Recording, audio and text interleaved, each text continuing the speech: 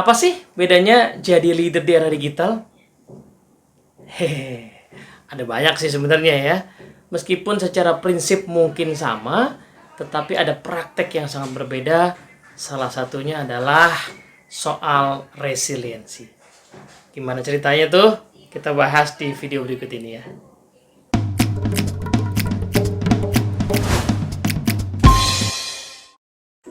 Oke, halo teman-teman semua. Assalamualaikum warahmatullahi wabarakatuh. Ketemu lagi dengan saya Teddy Prasetya Yuliawan. Saya mau ajak kita diskusi soal resilience leadership.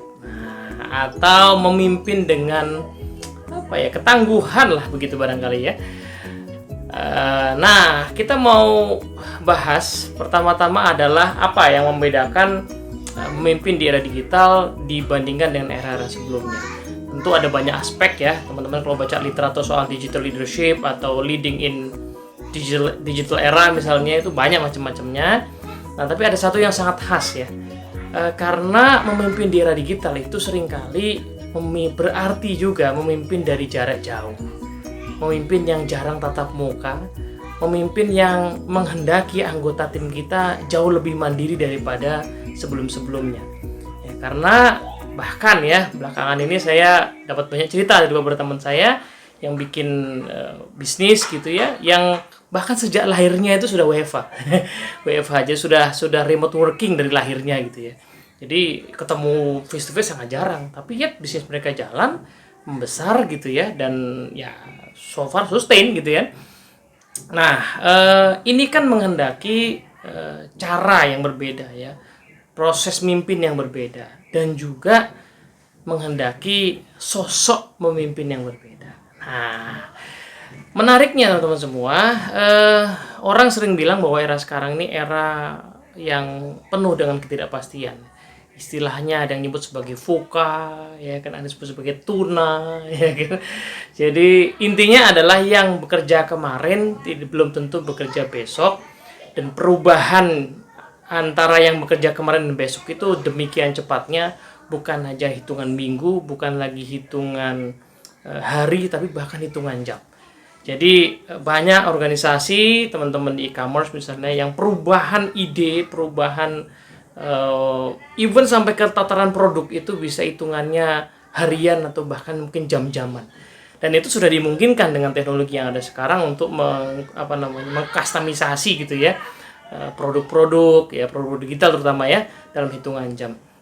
Nah, ini jelas menghendaki tim dan juga pemimpin yang sanggup bekerja dengan endurance yang tinggi ya, dengan kemampuan untuk segera bangkit dari keterpurukan ya, karena segala usaha yang kita coba ya untuk merespon perubahan itu jelas bukan usaha yang selalu berhasil ya, seringkali gagal juga gitu ya. Nah, jadi saya pernah ketemu dengan beberapa teman-teman yang ada di e-commerce, kemudian cerita bahwa ya dia mimpin satu tim khusus untuk menutup ya menu-menu yang udah nggak lagi dipakai tapi masih ada di website gitu. Nah, kenapa begitu? Ya karena menu-menu itu ditambahin terus ya, hari demi hari tambahin terus, lama-lama dievaluasi, oh pada apa yang nggak pakai, itu ngurusin itu aja itu sampai punya satu tim sendiri ya untuk regulering, evaluasi mana yang perlu kita teruskan, mana yang tidak.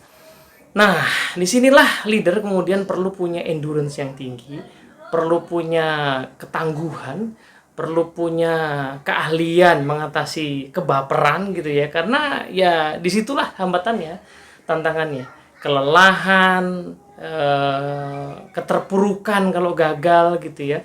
Ada satu tim misalnya di organisasi yang lagi happy-happynya nih, ceritanya lagi honeymoon ya, kemarin mungkin akhir-akhir tahun lalu dapat project untuk membangun sebuah unit yang menangani umroh dan haji. Itu kan memang sampai tahun 2019 itu bisnis yang lagi luar biasa ya. Lalu tiba-tiba pandemi melanda dan tim itu harus tutup, dan untungnya tidak harus hilang, tetapi orang-orangnya harus mengerjakan hal yang berbeda lagi. Jadi itu dalam hitungan minggu perubahannya luar biasa. Nah, kalau baper, kalau gampang terpuruk, kalau gampang jatuh kan agak susah untuk balik lagi di era digital ini kan.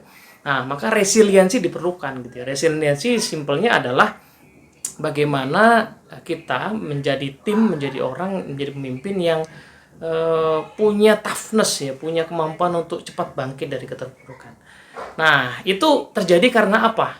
Ya, kita lihat ya. Jadi saya sangat suka dengan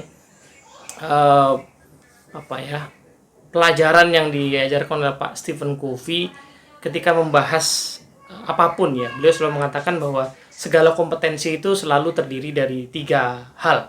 Yang pertama adalah mindset, yang kedua adalah skill set, yang ketiga adalah tool set. Jadi kompetensi itu bisa jalan kalau dimulai dari mindsetnya, paradigmanya yang benar dulu, kemudian efektif, lalu yang kedua adalah ada skillsnya, nah yang ketiga adalah ada toolsnya. Ya, dan kalau diumpamakan seperti pembalap mobil yang handal itu, meskipun kompetensinya ada dalam dirinya, tapi kalau misalnya ya dia lagi punya paradigma yang tidak tepat, dia habis kalah, terpuruk, nggak bisa keluar kompetensinya. Atau anggaplah dia punya kompetensinya tetapi tools yang dia pakai mobilnya bukan mobil buat balapan biasanya, juga nggak bisa keluar kompetensi aslinya gitu ya. Nah, kita bahas satu-satu ya. Apa sih mindset, skill set, dan tool set yang penting untuk menjadi seorang resilient leader? Nah, mindsetnya itu sebenarnya udah banyak dibahas ya. Kalau teman-teman baca buku dari Dr. Carol Dweck ya, yang lagi happening belakangan ini ya, soal mindset ya. Itu ada 2 jenis mindset sebenarnya yang secara umum ditemukan di banyak orang, banyak organisasi. Ada fixed mindset sama growth mindset. Fixed mindset itu adalah sebuah pola pikir bahwa segala sesuatunya itu menetap, relatif menetap. Jadi kalau saya pernah gagal, maka kegagalan itu menetap. Begitu juga kalau saya pernah sukses, maka kesuksesan itu menetap. Nah, apa dampaknya pola pikir tetap begini? Misalnya yang pertama tadi ya, kalau saya berpikir bahwa saya gagal, maka gagal itu menetap, maka saya nggak akan berusaha lagi karena saya pikir itu sudah tuntas, selesai semua. Nah, sementara itu, kesuksesan juga sama. Kalau saya berpikir kesuksesan itu menetap, maka saya akan berpikir cara yang saya pakai kemarin itu pasti berhasil terus. Padahal jelas belum tentu, ya kan? Nah, maka orang yang punya growth mindset punya pola pikir kebalikannya. Kegagalan itu tidak tetap ya, saya bisa bangkit lagi, saya bisa berhasil lagi.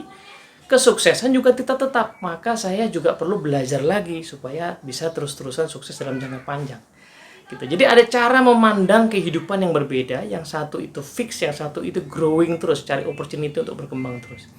Nah, setidaknya ada beberapa aspek nih soal mindset, ya, growth mindset ini.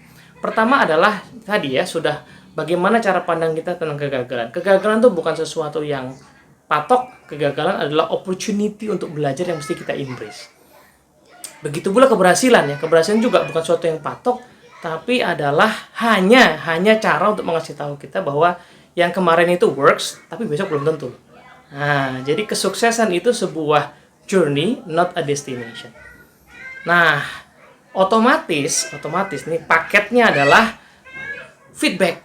Nah, jadi orang yang fixed mindset itu kalau seandainya mendapatkan feedback, terutama feedback yang membangun, yang kurang mengenakan gitu ya, itu baper gitu ya. Jadi kita menghindari supaya jangan dapat komplain. Nah, misalnya begitu. Sementara yang growth mindset menggunakan pola pikir bahwa justru saya mencari feedback ya, supaya saya bisa lebih cepat menyempurnakan apa yang saya sudah perbuat. Nah, mindset ini akan mendorong leader yang resilient itu untuk mempraktekkan perilaku yang berbeda ya. Apa saja perilakunya? Nah, kalau dirangkum, keseluruhan perilakunya adalah tentang bagaimana dia bisa terus-menerus mengasah dirinya, tidak pernah berhenti, dan dia menjaga energinya untuk tetap bisa keep up dengan perubahan. Gimana caranya jaga energi itu? Nah, disinilah ya kita bisa mengambil hasanah dari Pak Stephen Covey juga di buku Seven Habits, habit yang ke-7 ya, Sharpen the Soul, mengatakan bahwa kita tuh manusia punya 4 dimensi. Yang 4 dimensi dalam diri kita ini, keempat-empatnya perlu diasah, perlu dijaga, perlu ditumbuhkan supaya seperti gergaji dia tetap tajam. Nah, 4 dimensinya apa saja? Pertama, kita punya tubuh. Tubuh ini kalau nggak dijaga staminanya, nggak dijaga kesehatannya, maka meskipun kita punya banyak ide, kita bisa sakit dan nggak bisa eksekusi juga, nggak bisa kerja juga, ya kan? Nah, Kita mesti jaga tubuh. Yang kedua, kita punya dimensi pikiran, dimensi intelektual.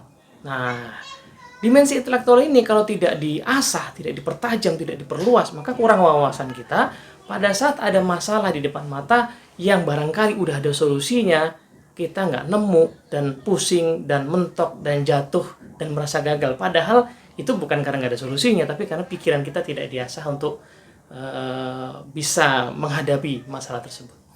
Yang ketiga adalah dimensi sosial emosional ya, atau dimensi relasi. Suka nggak suka, coba diinget-inget deh. Ada nggak orang-orang di sekeliling kita yang kalau kita berkumpul sama mereka itu apa ya, kita seperti punya energi yang besar gitu, kayak kita recharge lagi. Ada ya? Biasanya keluarga, sahabat, teman-teman di komunitas gitu kan. Nah, sebaliknya ada orang-orang yang kalau seandainya kita berkumpul dengan mereka tuh menghabiskan energi. Nah, jadi kita mesti ngasah dimensi sosial juga. Yang terakhir, kita perlu mengasah dimensi spiritual atau jiwa kita. Ya, kalau kita hidup dengan misi, hidup dengan purpose, kita akan punya energi yang luar biasa. Nah, Pak Stephen Covey menggambarkan 4 dimensi ini dalam lingkaran semacam diagram Venn gitu ya. Yang di tengah-tengahnya itu ada arsiran. Di arsiran itu beliau katakan sebagai inilah the fire within ya, atau api di dalam diri seseorang.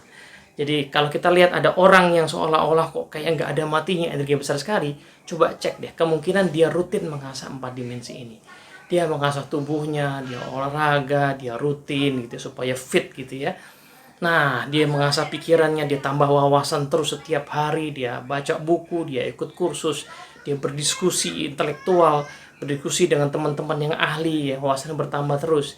Dia berada di lingkungan yang membuat dia itu punya hubungan-hubungan yang bagus. Dia perbaiki hubungan-hubungan yang kurang bagus. Dia pertahankan hubungan-hubungan yang sudah baik untuk bisa makin erat. Ya, dia jalin network dengan orang-orang di dalam organisasinya maupun di luar organisasinya.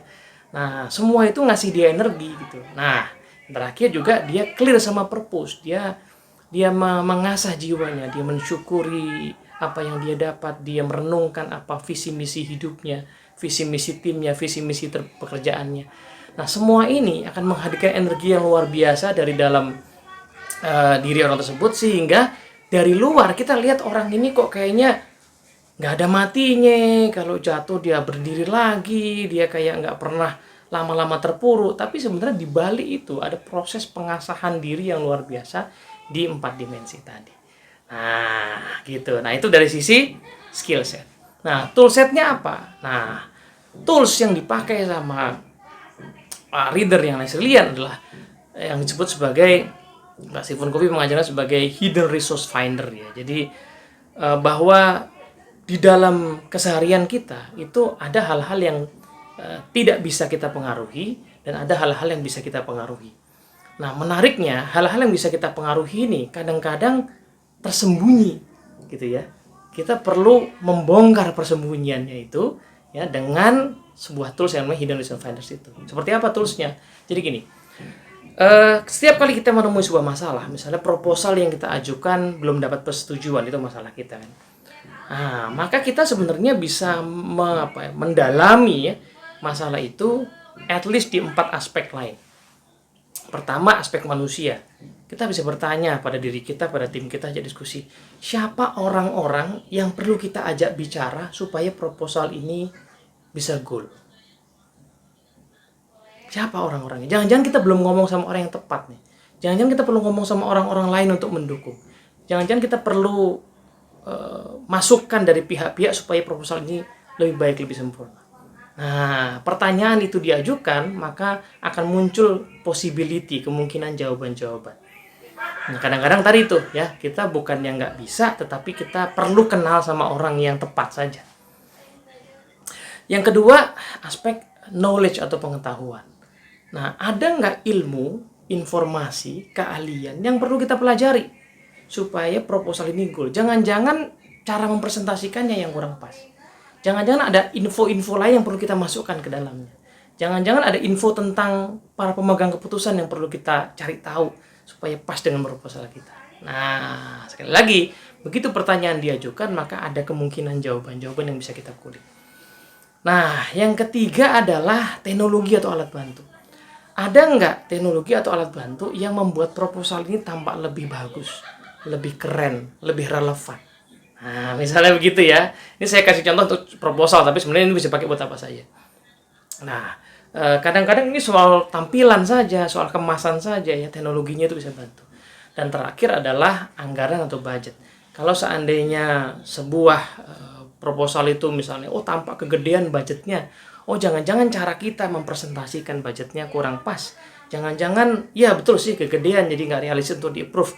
Tapi kalau kita bisa buat dia misalnya jadi sebuah skema kerjasama yang menguntungkan dengan berbagai pihak, sehingga seolah-olah porsi kita kecil, jangan-jangan ini lebih menarik. Nah, jadi kita kulik lagi dari sisi budget atau anggaran. Nah, setidaknya 4 itu teman-teman semua, tools yang selalu bisa dipakai untuk menemukan sumber daya yang tersembunyi. Nah, kalau kita lihat dari 3 aspek tadi, maka wajar kalau kemudian kita melihat resilient leader itu orang-orang yang kayaknya nggak ada matinya, orang-orang yang kayaknya kejar terus ya, kalaupun capek istirahat sebentar bangkit lagi. Kenapa? Ada 3 tadi. Mindsetnya adalah growth, ya kan, bertumbuh terus. Kemudian dia asah dirinya, pikirannya, tubuhnya, relasinya dia bangun, dia kuatkan, jiwanya dia kuatkan sehingga dia punya spirit yang luar biasa. Dan dia selalu tidak puas dengan apa yang ada di depan, maka dia coba kulik lagi sumber daya yang tersebut. Nah, inilah hal-hal yang bisa kita latih supaya kita bisa memimpin di era digital dengan ketangguhan yang luar biasa.